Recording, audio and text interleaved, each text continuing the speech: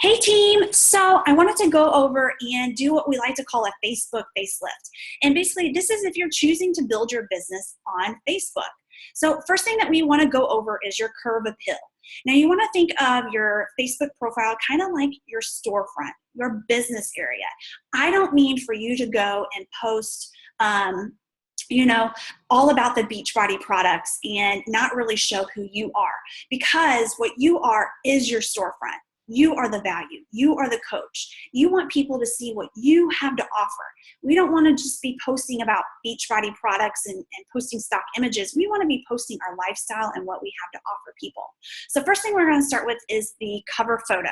So the cover photo here, you're going to notice is very kind of structured. I actually use something called canva.com, and you can go to YouTube and type in how to use Canva. You'll see a lot of amazing YouTube videos that shows you how simple and how easy it is to use Canva to create a nice little image. So for me, I think about the top 5 things that I am mainly interested in. So before I even started coaching, I was a huge fitness person. I was really into nutrition. So those are things that I always like to show. Of course, they go hand in hand with my coaching. And then my family, and then the fact that I love travel. So those are the things that you're going to see on my cover picture. And then if you go down and you look at my profile picture, you're going to see it's bright, it's vibrant. You're going to see it shows my family, it shows us smiling, it shows us happy. And what you're going to notice is the vibrant colors I actually was able to do with a filter. I use Instagram, but there's so many filters out there to really draw people in and see that. Now I do go back and forth with single headshots of just myself, which I've had professional pictures done, and sometimes I use those, but sometimes I use a really good selfie that came out, and you can make really good selfie pictures, have nice lighting. If you go to YouTube again and you type in how to take a really great selfie, they have some really great tips there where you can create a really nice profile picture of just you. If you are going to use your family, make sure that you're very visible in the picture. It's not a faraway picture, and they can clearly see who you are when they go to your page. The next thing I want to go over is this little mini bio section. So the mini bio section is really cool. It gives everybody an opportunity to really see who you are and what you're about, and to be very specific with it. So if you see mine, I'm a wife, a mom, a RDH by trade, the CEO of Own My Tone Fitness, which is our team, and a nutrition junkie, fitness addict, and a motivator. So when people come to my page, I want them to know that about me. So again, you think of those top 5 interests that you have and what really makes you, and really try to keep it simple, because you don't have a lot of room in this little mini bio, and put that out there. And if you have room for emojis, put some emojis on there. I didn't have any room because I had a lot to say, but if you do, put some emojis on there because those are visually pleasing. Then you're going to notice the little intro area where you can say who your employer is, where you went to college at, what you did, what high school, where you live, if you're married, things like that.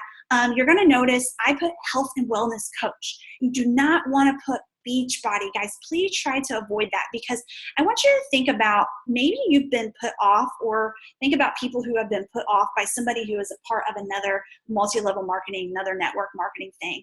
Maybe it'd be Miriam, Rodan and Fields, Lip Sense, whatever. I'm not picking on anybody, but I'm just saying that maybe they have friended you and they specifically try to sell you or put you in their sell group, and you're so turned off by that. So from now on, you don't accept people's friend requests if you see they're a part of network marketing. That's me. I mean, I don't, because I automatically kind of assume that because I've been put off by people. So what we want to try and teach you guys as coaches is to really offer your value as a coach, and not just to be that obnoxious salesperson on social media. But don't give people that chance to automatically think that's what you're going to do by already putting Beachbody on there. So you really want to go ahead and avoid that. And then you want to make sure that you're able to have followers. Now in our next video, we're going to be going over how to make sure you're able to have followers, how you're able to have people that can follow you even if they're not your friend. This is especially important as you begin to build outside of your warm market. For example, if your friend was to go and make a comment on your post, it would show in their newsfeed if you had it public, and that person would be able to actually follow you or even friend you. So we're going to be going over privacy settings in our next video. Then we want to talk about your 5 feature photos that show more about you. So pick your 5 photos that really tell who you are. So for me, health and fitness. I do health and fitness with my husband. Of course, I have my family, I have 2 kids. I love nutrition. I love to cook. So you see pictures of me holding food.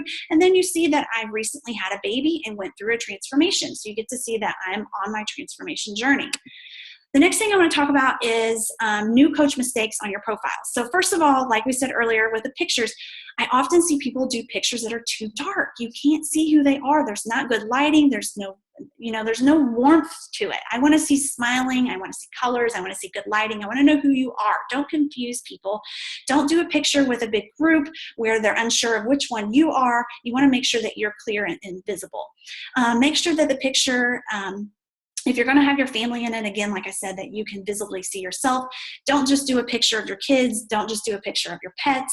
They want to see you. Who's the coach? Your kids aren't coaching them. Your little Yorkie dog isn't coaching them. You want to make sure that they see you. You are the coach. Using Beachbody stock images, you do not want to use, I've seen people use their cover picture and it's the Beachbody logo. It's the 21 Day Fix logo. It says Emerald Coach logo. Don't do that. Don't make that your profile picture. People, again, people are not buying the Beachbody. They're buying you. They're buying into you and the value that you have to offer them. So show them what you have to offer them. You are more than just a product. You are a valuable coach that's going to help them. Don't use a confusing name. Use your real name. So, for example, I see a lot of people that use their first and middle name and they don't put their last name. That makes it totally unsearchable, really confusing to people. For example, Danielle Nicole Lichtai is my full name. So I would never just put Danielle Nicole. You wouldn't be able to search me. If you knew my name was Danielle Lichtai, you're trying to find me, you wouldn't be able to find me if it was just Danielle Nicole. Posts that do not show their lifestyle. So you want to make sure that when you're posting on social media, you're showing your lifestyle. If I love to travel, if I love to get my kids involved, if I like to be a role model for my kids to show them, how to be healthy, if I enjoy, going to places like Disney or going out to eat, or if you enjoy theater, whatever your lifestyle is, make sure you're posting about it and giving people the opportunity to get to know you. Negative posts, avoid negative posts. So, pretty recently we went through a presidential election, and I was very middle ground. I did not post my opinion. I had an opinion. I did not post my opinion on Facebook. Why? Because I want to help everybody, no matter what their political opinion is. I don't want them to be turned off by my political opinion and not reach out for my help because maybe I didn't agree with them. So I'm not going to put that out there. I'm going to keep that to myself. I may talk to my husband or close friends about it, but I'm not going to put it out there on social media.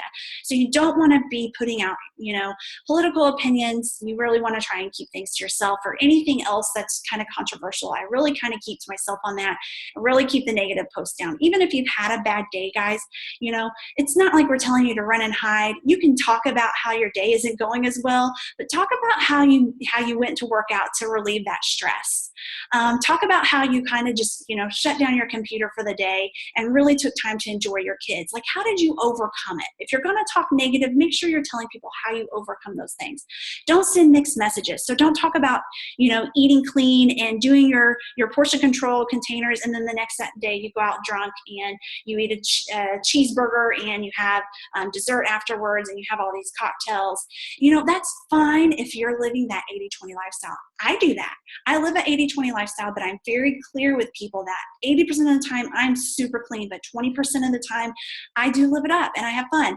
And, by doing that, sometimes I don't feel the best the next day, and I always am ready to jump right back on board because I hate feeling that blah feeling. So make sure that you're very clear on that part.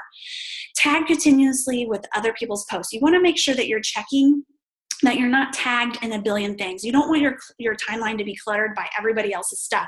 When people come to your Facebook, they want to see you. They want to see your value, what you have to offer, not all the stuff that you're tagged in. For example, sometimes people's accounts get hacked and you get tagged in those crazy Oakley ads or whatever. You don't want that on your Facebook page. You don't want people to come to your Facebook page and see that stuff. So we're going to be talking about those privacy settings and tagged settings and how you can tweak that in our next video.